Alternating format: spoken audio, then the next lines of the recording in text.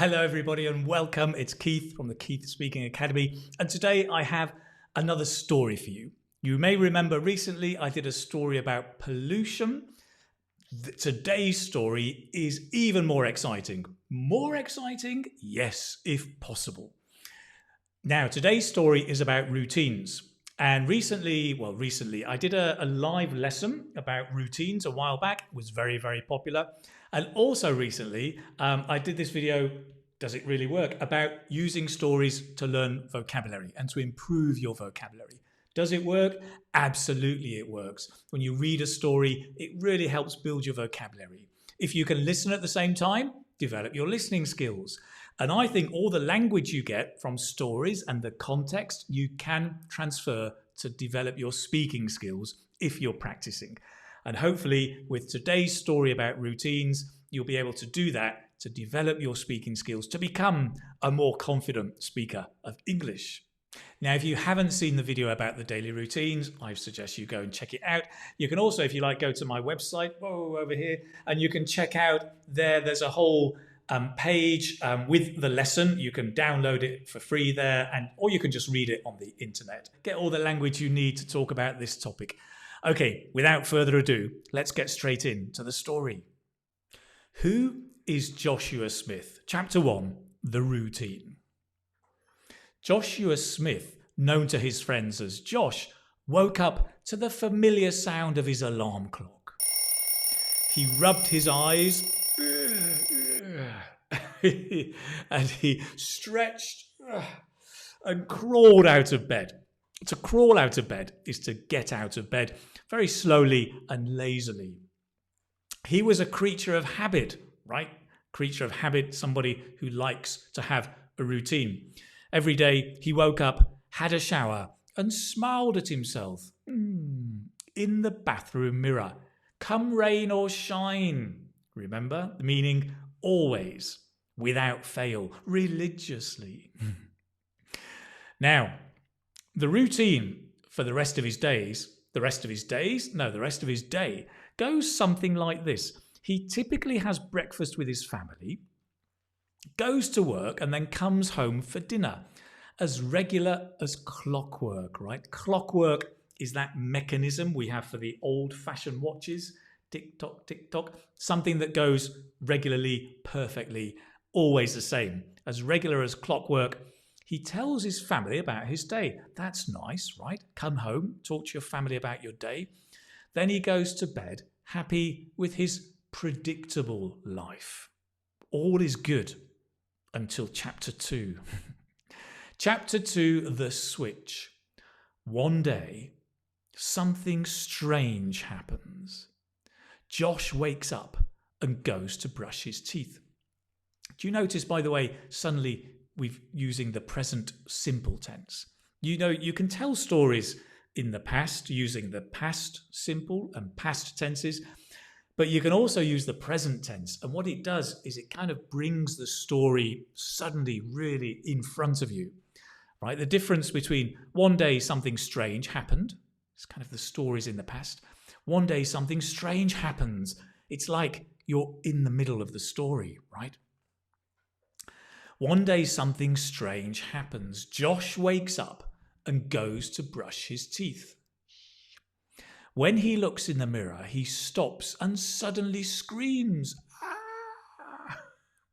He can see a different face. Staring back at him is Nick, his boss. That's the reflection. So Josh has become Nick. Strange. Josh feels confused, but he decides to go with it, which is quite strange, right? I think if I suddenly became somebody else, I wouldn't go with it. I would question what's happening. But Josh, he's laid back. As per usual, he heads off to work. He goes to work. But today he is the boss. He checks his emails, manages the projects, and even does a little bossing around. Nice pun, right? To boss somebody around is to kind of push them, not bully, maybe bully, but more push them around a bit, order them, give them orders. At the end of the day, he goes home, has dinner with his new family, and goes to sleep. How can he sleep? Could you sleep? Chapter 3, The Employee. The next day, Josh wakes up in an unfamiliar room, and he has become someone else again. This time, he is Sarah, a new junior employee at work. Josh, now Sarah, goes to work.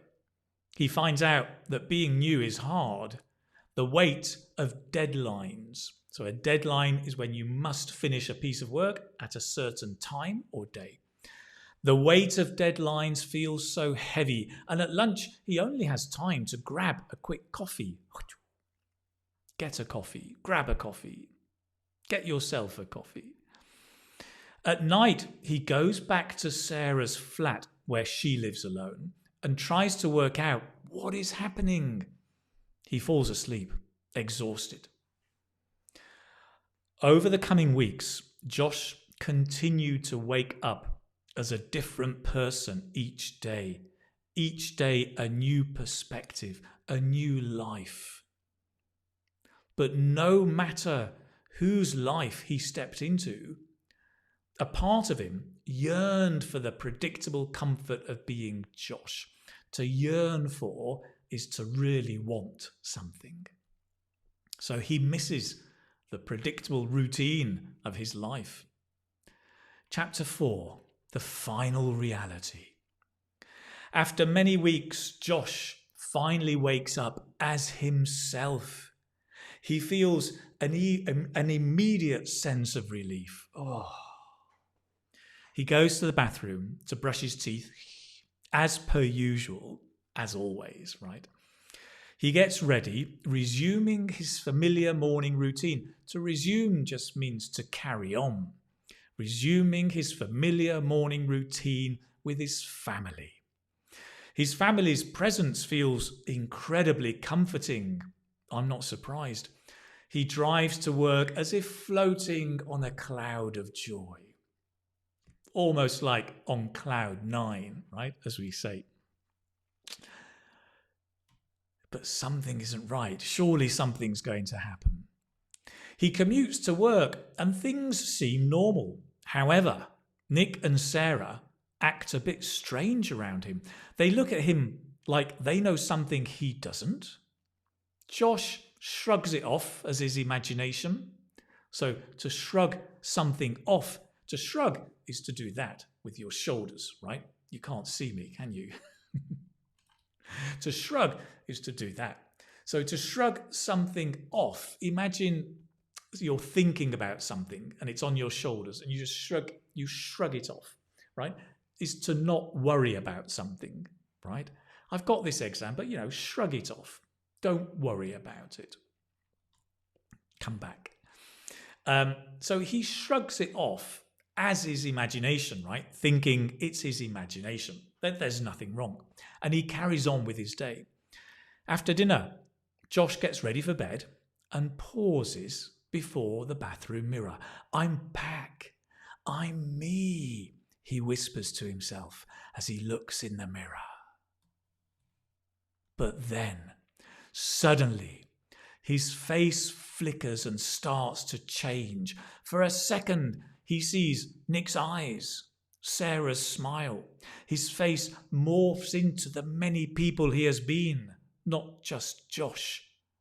To morph means to change. Finally, the face becomes Josh again, but he knows something's not right. Josh feels scared and goes to bed. He sleeps, but not well. In the morning, he gets up, but does not look in the mirror. As he leaves for work, he wonders, who am I today? The end. So there you have it. Wow, what an interesting story. What does it all mean? Let me know in the comments what you think it means. I hope you've enjoyed that. And please do use it as a way to review the vocabulary, all about routines.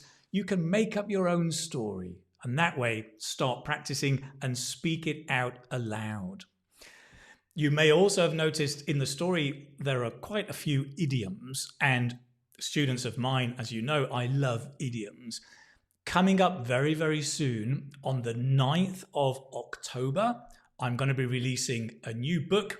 It's called 50 Idioms for IELTS, and it's going to introduce 50 different idioms that you can use on 10 different topics so that you can use idioms more fluently and introduce them into your English spoken language.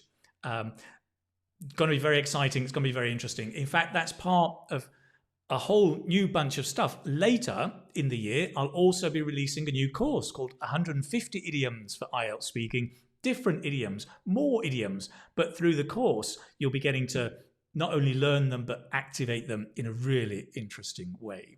So all of that is coming soon. Keep your eyes peeled. If you've enjoyed this, please do subscribe to my channel, turn on notifications to find out about new and upcoming videos. Thank you so much for watching, listening, and learning with me. Can't wait to see you in the next video. If you want another story all about pollution, check out this video coming next. Take care now. Bye-bye.